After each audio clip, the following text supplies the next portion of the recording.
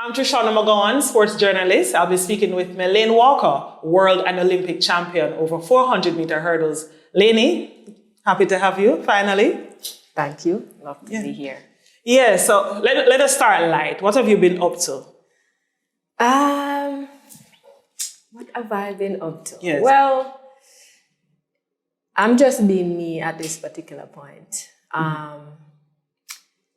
Just living life, trying to have fun, understand what it means to just live. Not in the spotlight, just wanting to do the things that I want to do and to be happy in that sense. Yeah. Happiness for people, or how some people see it, is being structured. Right. For you?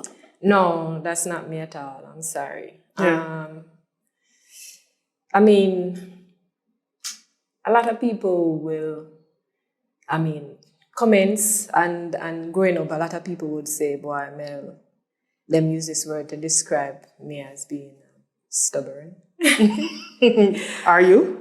But I don't think I'm stubborn. I'm just a person who likes to have what I want to have. Because many times growing up, I've seen and realized that people have their lives, but they don't live their lives. They live the lives of others, or what other people want them to be and to live.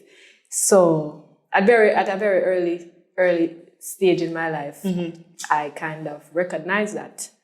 And I kind of make a oath to myself to just live my own life. And in that sense, it creates a lot of havoc. Well, I can imagine. But yes, and I'm doing that now. And I mean, outside in the outside world, some people see me portraying the whole idea of running the 100 hurdles, and I just want them to just don't stress out themselves, because I'm having fun doing it, and I'm practically in a lot of. When I decide to do something, or my mind is made up to do something, I really do not care too much about what other people think, because I think about what I want. So I usually go after it. Sometimes you have to make yourself happy in order to make other people happy. Because I know if any day I start running well in that event, all of a sudden everybody's going to be happy. The attention will be different. Yes. The words will be different. Right. So since you went there, so you are world and Olympic champion over 400-meter hurdles. Right. You once had the Olympic record over 400-meter hurdles. But here you are saying, doing that event, did it make you happy? Let us start there. All that success, did it make you happy? No. Wow. I am so sorry to say that, but no.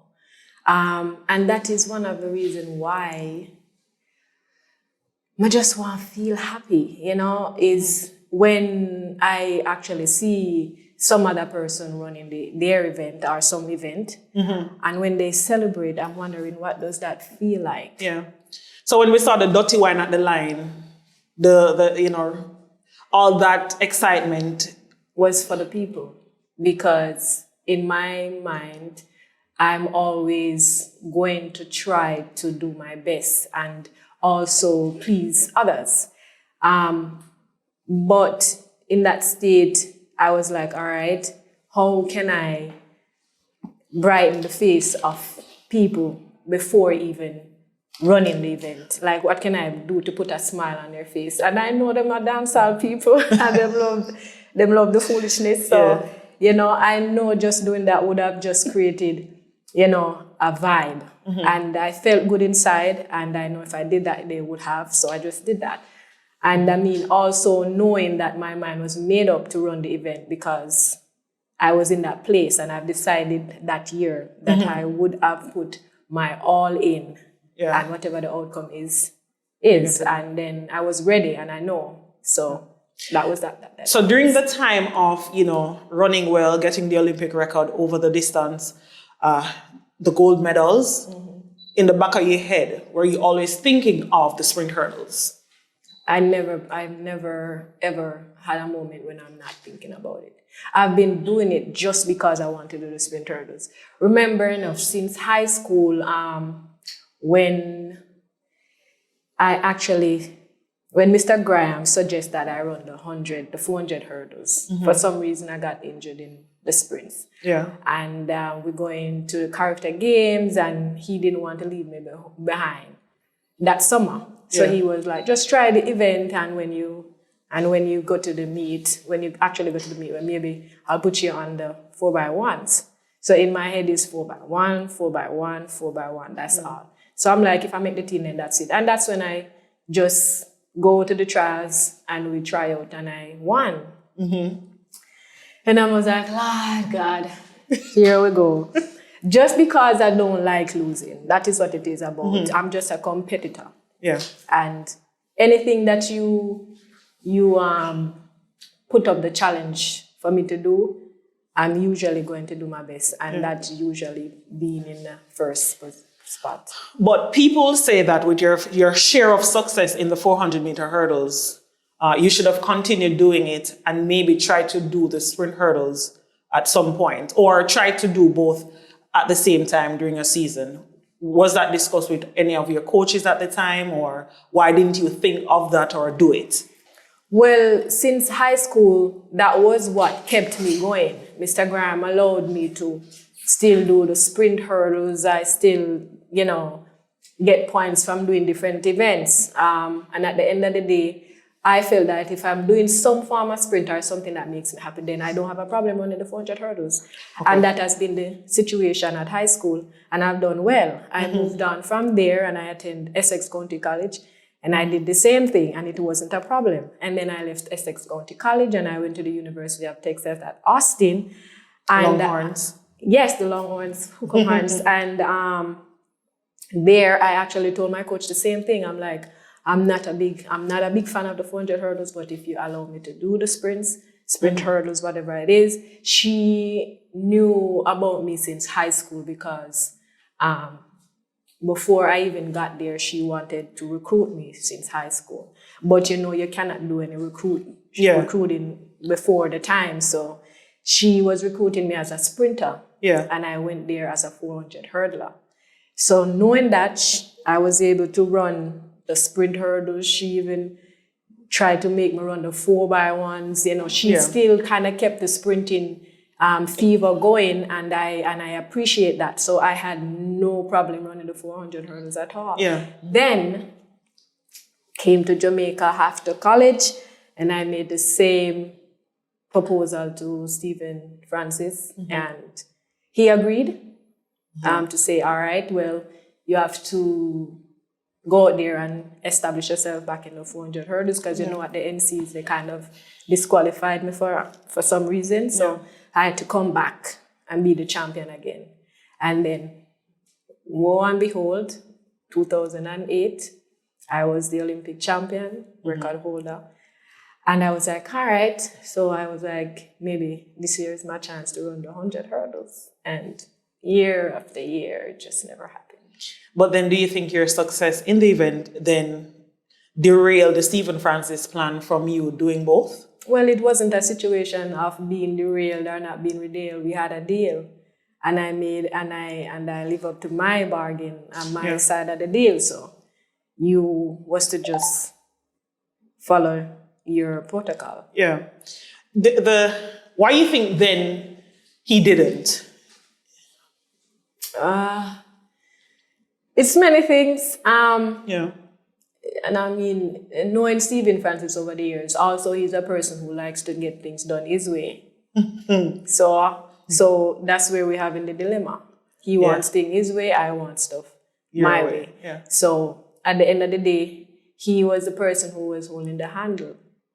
Yeah. So that was just what that was. Yeah. Initially when you guys parted ways, it didn't work out. It wasn't the best departure. Right. But then Stephen and yourself, sorted things out. You went back. What happened then? So yes, I went back and I realized things was just the same. He wanted you to do the 400 I meter was hurdles. going to run the 400 meter hurdles. There was no 100 hurdles. And I was like, so why am I here? But did you discuss with him coming back? That's what you wanted to do? Yes, And they he had was said aware. Yeah, they was aware because I was at the Altis Track Club at that year. Yeah, in Phoenix, And I was Arizona. running the 100 hurdles, and I tried to reach out to him to say, well, yeah, we can do this. Yeah. And I came back and I realized I was in the same loop. And I was like, but why am I here? I'm not here to do this. And I know what this is going to cost. I'm not going to be happy. Yeah. And I have already done everything that everybody asked me to do. And I was tired. Yeah. So I just decided not to. So you keep making mention about happiness. And the sprint hurdles is what really makes you happy. Right. And that's very important. Yeah, that is important to me. Why is that? Because people say, like I said, for those who will be watching, they'll be like, no, but she better over the 400 meter hurdles. She get the records in the 400 meter hurdles. If she did still do this, this and they will go on and on. You have heard it, like you said. Yeah. Why? Well, to me, I established myself as a sprinter. When I leaving Tarrant Primary, I went to St. Jago High. And there I established myself. Mr. Graham created Melaine Walker. I was good at 1, 2, 4x1s, 4x4s. So I run those things, and I saw myself as being the fastest woman in the world one day. Yeah. But that dream was shattered. In that, Mr. Graham believed that because what happened with that was, they asked me to try the event, and I tried the event, and then there was a meet that I went to when I was a girl, and I think the Olympic champion was there, Diane Hemmings. And Diane Hemmings McCarthy. Yes. And at that point, it was a pro race. I still can remember it clearly. In Barbados. Yes, in You're Barbados. on 55 seconds. Right. And, at that point, I just went out there to say, I'm just running the race. And being that Diane was there, I was excited, and I was like, all right, nervous, wanted her to come and say, all right, little miss, let's do this together, da, da, da. It wasn't that. But just to show you how track and field is, when you're out there to compete, you're competing. We're not friends at that point in time.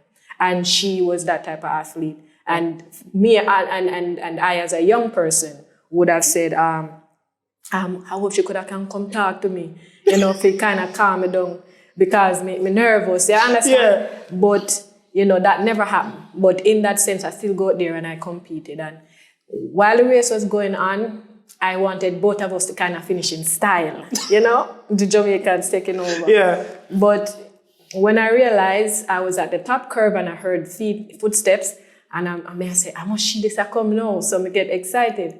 But by the time I was at my moving point, the person passed me and it wasn't her. So I said, well, if she know what with me, I go win fair. So. Because you're competitive. I'm young, yes. So I'm like, if she know what with me, I go win fair, then she'll go happy. If a Jamaican win still, that's what I thought. So I just decided to move, I passed the American and I just kept going. And when Diane decided to move, I was already gone. We still got 1-2, but then it was like, oh God, the excitement came. About Melaine sprint again, he's a 400 hurdle runner, and then that's when the bittersweet moment come on. So happy and sad, and it has been that suffering for my life. Yeah. Since then. Mental health has been a big thing more these days. Athletes are speaking out more and more about it, right? So here is Melaine Walker saying, no Jamaicans want me put on the sprint hurdles and back in on the 400 meter hurdles where I got all these medals, Olympic records and so on. But you're choosing you and your happiness. Right. Tell us some more about that, because I think it's people say that, this makes me happy, but they're not doing it, especially in sports. Yeah, and I mean, across the board, it's like I realize that some people is unhappy in many cases, in many different situations, but that's where the money comes from. That's how they survive. that's what their parents want, that's what makes their husband happy, or it's just always have to do with what somebody else wants. And I'm like, I'm not going to live that way. And I realize I'm not the only person who run an event that they don't like. And I took something off YouTube to show you that it is fine. I could have been running 400 hurdles for a while if somebody has given me an incentive to say, all right, Melaine, I will allow you to run the 100 hurdles and you can. So you're not opposed to doing both? I'm never opposed to but you want to be, I just wanted to be, do, can I do something that make me happy so that I can make you happy? Yeah. Just give and take, that's all it was. Yeah. So I took this offline so that I can show people that you don't always, you don't always do something that you love. Yeah. Because in that sense, the image that you have showed me, the swimmer, 7 gold medals. She broke 7 world records, right? In the swimming, but in her hand middle, she wrote, I don't love swimming. Right. But she's doing it. She's successful at it, but it's not her thing. No. Yeah. But and part of what is happening is that if you watch the video, you can see what kind of held her up to continue to do the swimming, because there are things that they do for her so to keep her happy. And then when she go out there, because she's a competitor, the idea of swimming is not what it is. She just wants to win. So it's not about swimming at all. No, and she's not enjoying it, but she's good at it. She's not enjoying it, but it's about competing, and it could have been any event. Yeah. So that's just a competitor. So sometimes it's not the love of 400 hurdles. I don't have to love it to do it. I'm competing in it. It's just winning. I just like to put myself in front. It doesn't matter. It could have been the 800. It could have been whatever event. But because I'm a competitor, you don't have to like it, but you just go there and show who you are as a competitor. But you made money from the sport. Right. You made money doing the event. Right. Some people constitute that to happiness. No, money is not necessarily happiness for everybody. I remember when I'm trying to figure out what is going on with me, why I am not being happy. Yeah. Not running the 400-meter hurdles and you're making money and all of that. So I tried to consult with one of the athletes who is, and I think I spoke to the javelin thrower, Kip Kamaki, and because we was in the same room trying to get massage or whatever that was. And I was like, what keeps you going? Yeah, you asked the question. Yeah. And he said, I love money. in his own country style. He was like, I love money. So, but I'm like, but I don't. So what do I do? Yeah. Because that is not, You're not driven by money. It's not right. So it wasn't money that started the whole idea of me running track. I just actually love it. It's a part of me. I realize it's just a talent that I have. And I wanted to make the best of it. And then just to put different goals to achieve was my thing. Yeah. And then you realize money comes in, and then you have to please people. You have to do all of this. And then how do you figure out what you want for yourself? How do you do what you want? Yeah. In that moment though, like when you go home, or when all the celebration is done, all the praises is finished from the Olympic records, the World Championship gold medals, and so on. When you go home, what was that moment like though? Like you said, regarding the happiness, but the success, what people saw then. What were you when you laid in bed? What was that moment like for you? Well, I felt accomplished, because I'm still being dominant. Okay.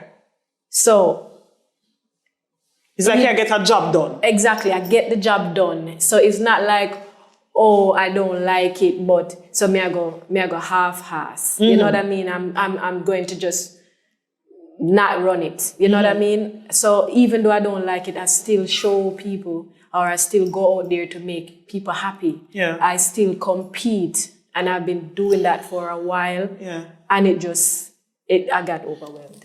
You got overwhelmed. Well, you keep saying it made people happy. So at no point in time since 2008, Melaine Walker was happy.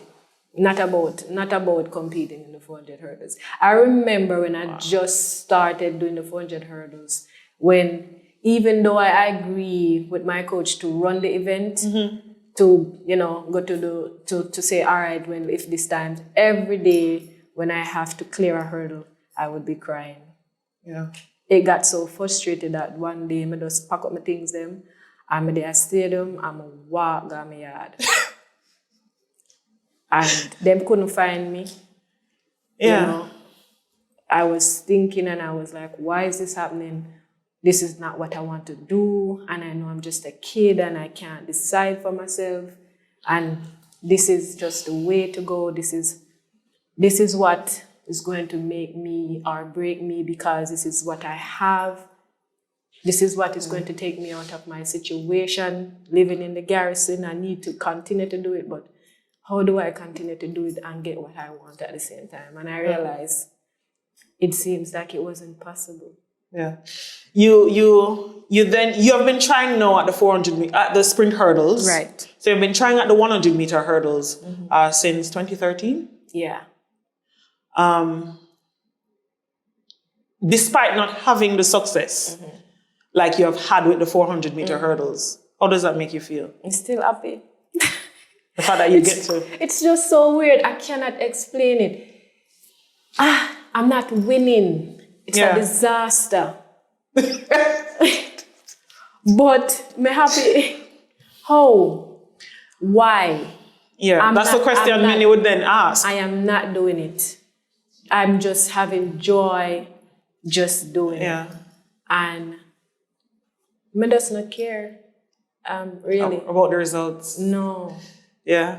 And I know if I'm placed in a position where I can be coached properly, it will change. It brings you that much joy. Yeah. So whenever you show up to the line, what training for it, like I said, you went back to MVP, that did not work out. Where have you been since? I've been working with an high school coach, Floyd Quarry. Yeah. And this guy is really a tremendous person and a coach. It didn't work out between us both, but I have learned a lot. I think I tried to give him pointers in how it probably could have worked, but we didn't get there. Yeah. So we both was in a place where we're calling it. Yeah. Yeah. So you're now late 30s. Right. So the average Jamaican that would have watched our national trials, they would have seen a few meets. You would have showed up. Yeah. You did not get the results, and people may be saying, "Why is she doing this?" It's like she tarnish her legacy. No, it's not a legacy thing with me, sir.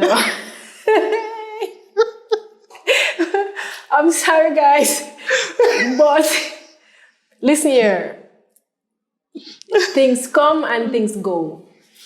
Usually after a race, I never watch it again. It's gone. It's in the past. What you didn't know is what is important. So I don't dwell over things where I'm already and gone. Yeah. Like some people can't come out at the moment for some things that happened to them much years ago. And I have to say, dog, a long time that, brother. You let things go. I let things go. I understand that you were like this at this particular point in time and extend you from this, so you're not doing this. So stop talking as if you were, or you still is. Yeah. People will still remember what you do because they can't really erase it. It's going to be there. But it's not something to dwell over. The Olympics is gone, how many years now? 13 years for me. And I passed that stage a long time. You're a different Melaine Walker. Yeah, and every time people try to show me the videos or say whatever, I'm like, okay, that's so nice. But you are, what I love about you, I mean, not all. Do you think a lot of athletes are not as mentally strong as you are to take on the world? Because the world come at you, like you said. Yeah. You and I had the discussion. They're not strong. They're not as strong. Because they come for you. Yeah, they do. And really, it's because I don't care. I remember I remember going to Brazil the first time and they were giving me an interview and they was asking me about the competitors. I said, I don't care about nobody, you know. I'm just here to run. And that has always been my mentality. That's why I cannot have an emotion towards a particular athlete where I can hate them because of running track and field. I developed that from a very young, early stage in my life where I ask myself questions. I want to know. Yeah. Why when a person run fast, all of a sudden, and they're making a lot of money, they think that they're better than others. Yeah. You're not better than anybody. And I don't want to be that person. And another thing I always say to myself is why athletes keep malice, like get vexed with them one another and don't chat to them one another while they're in the same event. It's not a thing.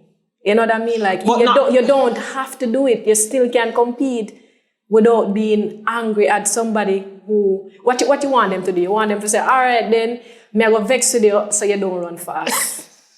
Well, is it a case where, again, it's personalities? Because your personality is different from another female and because athlete, I thought about it, I did something about it, but maybe others haven't. Yeah. So that's what just is it the that reaction you did, though? naturally. What I did is, remember I was telling about the situation where I ran with Diane for the first time. I would have loved if she would have came to talk to me. Diane, remember this is just, I'm just expressing a point. So so it's nothing like personal. I'm trying to bring you down or anything. I was at a stage where I thought I was young and in a fragile situation, and I would have loved if you had came and said, Melaine, you're fine. Yeah, we're going to go there and you're going to be fine. But it didn't happen, and I just go there and I still try to think of her while I'm running, like, okay, if she's not going to win, I'm going to win for her. Not even thinking about myself. You know? And at the end of the day, that is the athlete that I wanted to be. But the sport is competitive. It's sport. It is competitive. It's a big business, and it keeps growing. But do you think that contributes to athletes, feeling as if they have to rival to that extent? Especially I don't want to say especially the women, but since the women more to keep. I don't think they have to do that, but because they don't.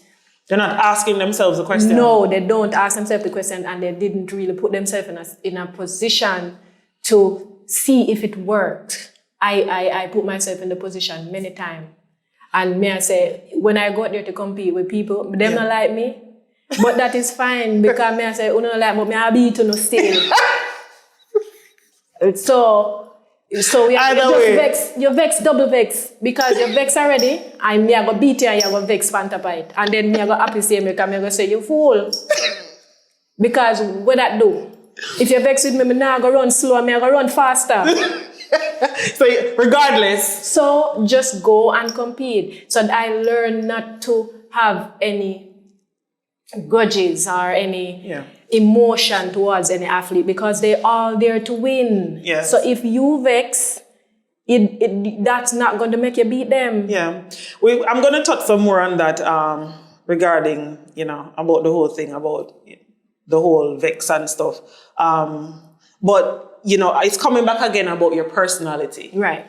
Just everything that you have mentioned just now. You ask yourself the questions, you assess you, right. You ask other athletes from other countries, right. Why they're doing what they're doing. Right. But happiness is big for you. At what stage of your career, though, did you say, happiness is, or you always knew you wanted to be happy and this would make me happy? But at what point did you take full control of that and said, if I'm not happy, I'm not do this? Right. So it started from high school, and I know at that point I'm just a kid. I can't really make a decision for myself, so I have to go through. I have to follow where I have to follow. So I listened to them and I said, all right, I'm going to still be myself. I'm going to be Melaine. I'm going to listen. I'm going to do what I have to do. Yeah. I was still happy in that position, so I did 100 hurdles, sprint hurdles, 100 hurdles, 400 hurdles. I win the two of them, I'm good. Went to college, same thing with the coaches, but they listened and they heard someone saying, I need to be happy. So if you do this for me, I will do that for you. And I moved through those stages when I went to college, and then it was then when I came back, when, you know, I did the whole thing with Mr. Francis, with Frano. Him say, yeah, but me I say, but they keep telling me, yeah, and them not change. Them keep telling me, yes. And then when I got to them, it appears I'm the aggressor, and I'm the person who is creating the issue. And I'm like, we made a deal, and it's like if I'd signed a contract, I could have sued. Yeah. When this interview is aired, you find people may be saying, but he's one of the greatest track and field coach ever. Yeah. Why question that? There's no question. He's the greatest. Yeah. I didn't say anything about he being the greatest. I'm just saying. Yeah. We had a situation that could have been solved. That could have, there was a solution to it. But I realized that he's not living up to his end of the bargain. Right. So, like you say, you don't really care what the John public have to say, and the world is saying, like, why is she doing that event here? Yeah. She not say she'll come last. Yeah. What are some of the comments you hear? Well, I don't hear nothing, because I don't look for nothing. Okay. I am not so much on the social media. Yeah. Because I realize what people say affect people. Yeah. And, you know, my head at. It can consume them. Yeah, it can consume them. It can hurt you to the stage where you give up on your whole life, and people don't understand that. Yeah. So I don't check to see if somebody says something. I don't go back to watching a race to dwell over what happened before, because that is already gone. You cannot fix what happened already. Yeah. So I learned to know that, all right, even if something were wrong, well, next time we can try and fix it. Yeah. And I also know we can't please everybody. So some people go and just have to be sad. You know? So what more? We're now, you know, the Olympics is going on at this moment. What more for Melaine Walker?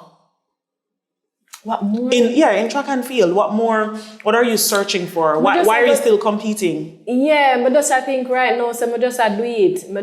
I go enjoy being an athlete, because I have a right to that. Yeah. I mean, nobody can tell me if I stop run. Nah, stop run till I want stop run. So if one wants, you see, I'm not the athlete that go say, all right, Melaine, now your time you can put up. That not gonna happen. You only gonna make me stay out there longer.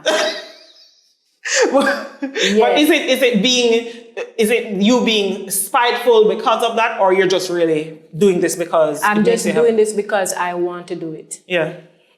There was a time when it was fun and you was just doing it. Yeah. And then it starts to involve everybody, and that is stuff that a lot of the athletes did not ask for. But then you have to learn how to manage doing what people want and doing what you want. Yeah. And I'm not gonna lie, I must say, out of all the athletes, I really feel support from my fans. Them not drop me like a hot bread at all. Yeah. Whatever you decide, whatever journey you're on. When I decide, they knew the story from before. Yeah. And them are all up to it. And some people probably just feel sad because they say, boy, I don't want her to run no she'll lose, you know. Yeah. But rest assured that Melaine is happy doing it. I am happy. I don't feel anything at all. It's just my journey. It's a million challenge. And nobody else's challenge. Nobody else's challenge. So it's not supposed to affect anybody but me. Yeah. So at the end of the day, if you're just kind of... that. Yeah. So at the end of the day, if you just stop stress out on yourself, because I'm fine. Yeah. Because go ahead. I like that. Yeah, don't stress. Just know that. I think they're more worried about your legacy. And then I'm going to come a day when I'm going to say, all right, I don't know. Yeah. But you will get to that point, is what you're saying. I will get to that point. But you have to get there on your own. On my own. And I will figure that out. Yeah, it cannot be people telling you. Yeah, what they want. And that's just basically what it is. I'm just trying to be me. I'm just trying to be myself. It don't have nothing to do with Me not care about the hypeness, the ups and the downs. I saw there's a video, the rise and the fall of Melaine. Boom, boom, boom, boom. What is that? The rise and the fall. I mean, when I started on the track and field, did I thought about a rise? Is my talent a rise, or is it a low, or is it a fall? What is it? Like, you don't view it as that. No, I have a talent and I know that I can run, so may I run. Yeah. And it's not even if you're not winning on the podium, you're running. May I run, just like Forrest Gump, him run and run. So him run and run until him felt like him stop. Yeah. And then what? Everybody forgot every other. So life could be less complicated if we don't, put so much into it. Yeah. It hovering the thoughts too much for people. Yeah, don't make people control too much of your own emotion. Yeah. You must know what you want to feel. All right, how can I put the Jamaican people in the whole thing? Local Olympics. We have local Olympics every year. What is that? The election. We put our colors orange and green, and some people have an orange and green together. Yeah. When that time I go on, you have your neighbor where we are green, you're vexed with your neighbor. Mm-hmm. Think about it. Yeah. It's the same thing. They take it personal and stuff. You take it personal. You want your party win. Yeah. It's the same thing. Yeah. And if them not win, you feel like you'd kick rocks. You get what I'm saying? Yeah. But it's happiness. You want to be happy, so you do what you have to do to be happy. So on the line, we don't like each other when we are compete. It's just the truth, the whole truth, and nothing but the truth. On that topic of like you said, you wished then, not speaking badly of Dean Hemmings Makati, not approaching you and thing, but when you look at the sport, the men seem to get along a lot more. Yeah. Recently we saw Elaine Thompson-Era, Shelley and Fraser Price cross the line, Sherika Jackson as well. People created a uproar, based on the congratulation given by the ladies to Elaine to say that them not get along. What is this feud between them? Yeah. I saw it as nothing. Yeah. But you? Yeah, there's nothing going on there. Yeah. We understand when for some people to be upset or people not to talk. It's a natural thing. Yeah, that's what I've been saying. It's very natural. So at the end of the day, and worse, in an environment where you are at war. Yeah.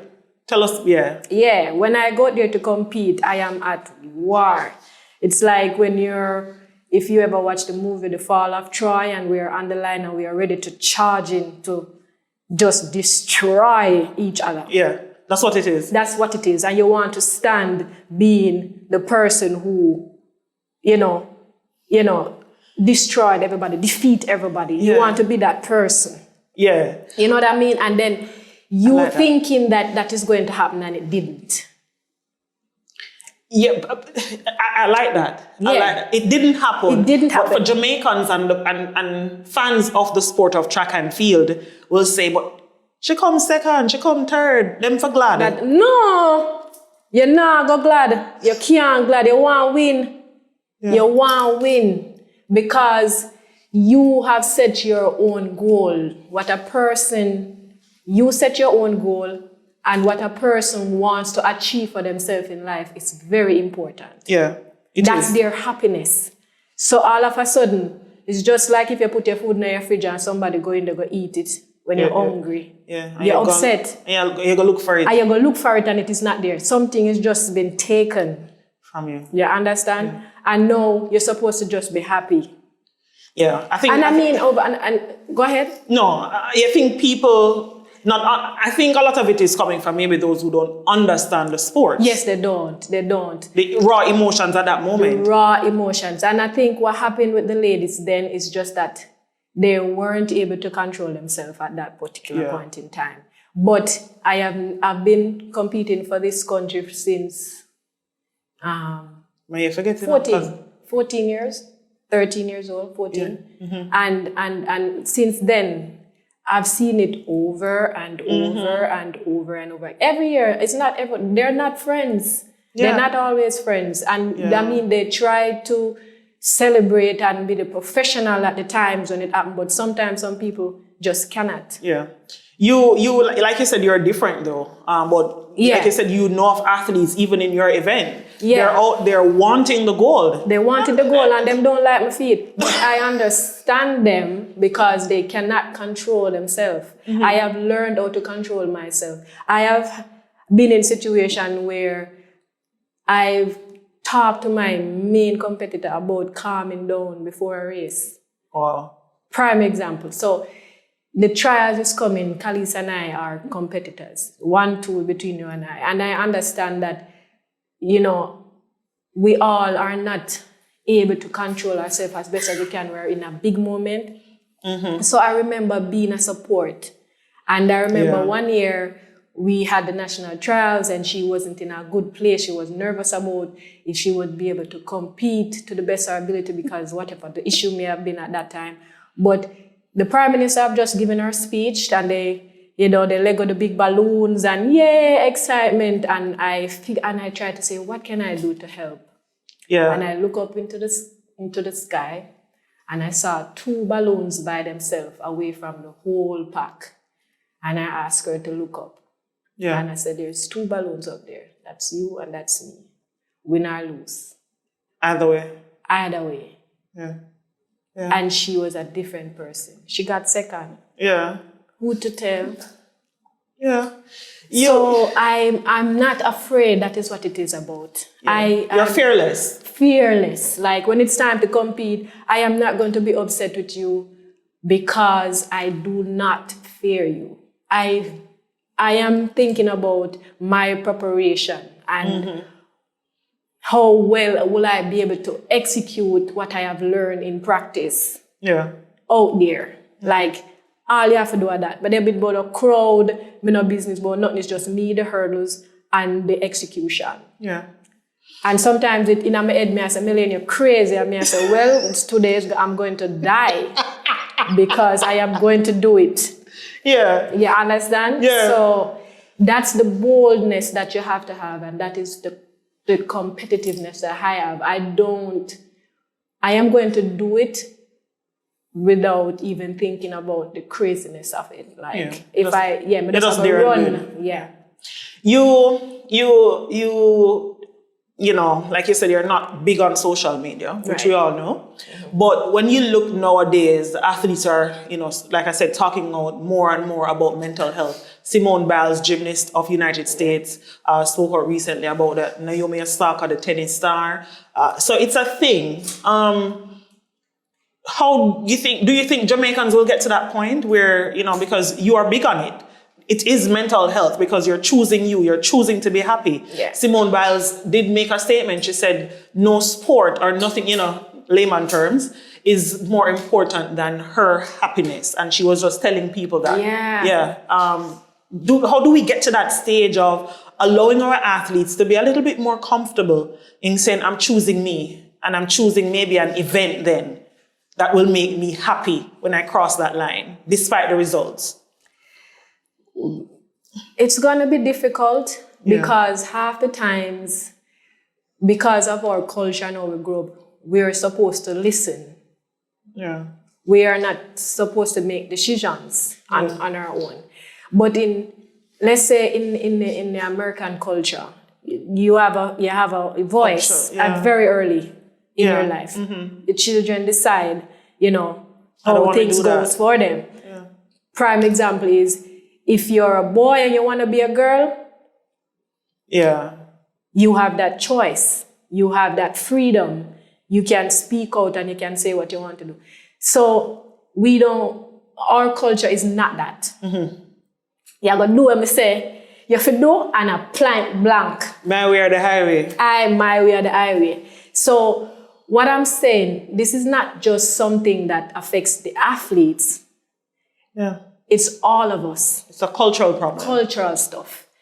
My dad say I'm supposed to be this, so I'm going to be this.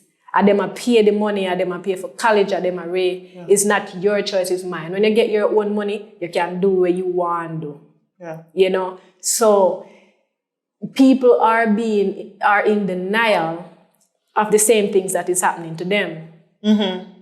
Because and pushing it over on athletes. and no, it's not even pushing it over. They just forget that they are in the same situation. True. You know, you're going to have exceptions. Not everybody is going through it. Some people get what they want and they are happy. But the ones that is not, they have to live like this for the rest of their life. And then someday, they may just snap and just do something crazy and people are going to say, but me never know. Yeah. Yeah. Because you weren't listening. Yeah. I like you that. have to listen. You have to listen and pay attention. Yes, and pay attention. Yeah. This thing that happened to me, it could have driven me to the wall. Yeah, because you were not happy at all. I was never happy. I could have just decided one day to just disappear. That's how you felt? Yeah. But it made me stronger. And I realized the God-given life I get, but now that's a mind like that. That gave you 3 points. Exactly. Yeah. So I was able to control myself and to say, when I can, I will. Yeah. And then I was in a position where I can because I've had success in the 400 hurdles more than once and for a period of time in my life. And I just think that I have been deceived, played over, and I was ready to put my foot down. Yeah. So if you can't give me something, then I can't give you something. And I have already given you so many times. Because the results, like you said, are there, cannot be erased. Exactly. Yeah. So what about me? Yeah. No, you don't care about me. So the track season, because of the pandemic, things will be coming, championships and stuff will be happening back to back, back to back.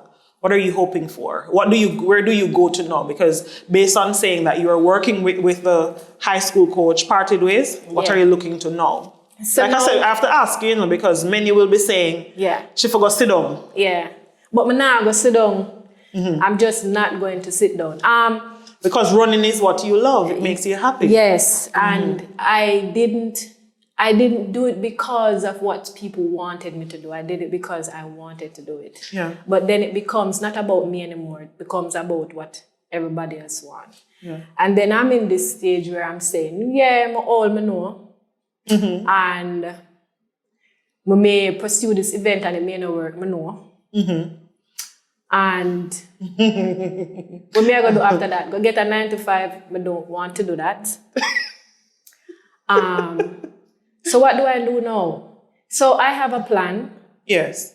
But in the process of working on the plan, I am going to still go on pursuing the 100 hurdles with whatever coach becomes available to me. Yeah. So Melaine is doing Melaine because it makes her happy. Yes, that's all. I don't want to tell anybody out there how to live their life. Yeah. I don't. But I'm going to ask you, what kind of ice cream you like, Trishana? Cookies and cream. May I give you a grape nut? Eat that. That more you eat.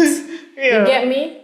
So you just have to understand that. And everybody has been through it. As a child, you probably was forced to eat your vegetables, to drink tea, to eat bread, different things we are being forced to do that you don't want to, and it made you sick sometimes. And some of it you have passed over and managed to overcome.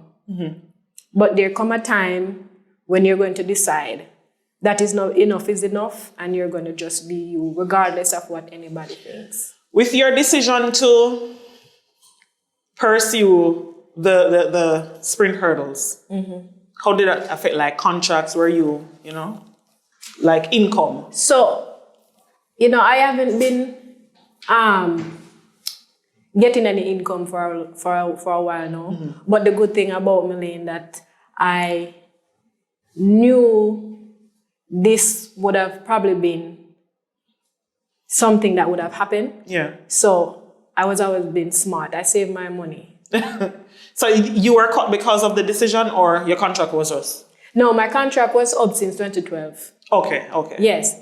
But because I was a person who have always been proactive, I know that decisions that I make sometimes is not always what everybody else want. So I had to prepare for this moment. Yeah. And I was. Yeah. So I'm able to sustain myself for this time. And hopefully what I am pursuing differently from my track and field career or whatever you call this, I will eventually get something else going. But before I let go of one thing, I want to hold on to something else. Yeah. And I think that's where I'm at. And my fans, they've been my biggest support. I want to do this because of them, because many people say, Melaine, don't stop, do it, girl. Yeah. You know, and many times it come to me to say, boy, I need to put it down. But me, I say, if them can't believe, why me not believe? Yeah. Yeah. You know, and that is why I'm going to keep going. And at the end of the day, it may not turn out right, you know. But you can live with that. But I'm aware of it, and I will be okay. Yes. You know. So you can live with your decision. Yes. Okay. Yes. And it will make you happy. Just being on the journey is bringing me back to a stage where I was happy about just running. Yeah. You know. I like that. Thank you. You are most welcome. I like that. No, I love that. I think that, like I said, just overall, people, they do have their questions. I've seen them on social media. I've heard, the comments. So for you to call and say, I'm ready, I really appreciate that. You speaking out, just about the highs and lows of it. Right. So people can get a better understanding as to why she's doing it. Yeah. Yeah. And to also understand that when you're out there competing, it's not a better rules. No. People are really gunning to win their races, and they don't feel happy when they don't win. So sometimes, because we're human beings, we're not going to always react in the way that you would like. Yeah. But I'm sure you have had situations where you have lost it. Yeah. And you can understand that this also happens to other people. Yeah. So now Melaine will retire when she feel like. Yeah. Period. That's just it. We don't just wait, Pam, before retire when you're ready. Melaine, thank you so much for speaking with me. Yes. I really do appreciate the interview. You are. And I hope this will provide a lot more clarification to people. For people. All right. So that was Melaine Walker, world and Olympic champion over 400-meter hurdles. Bye, guys.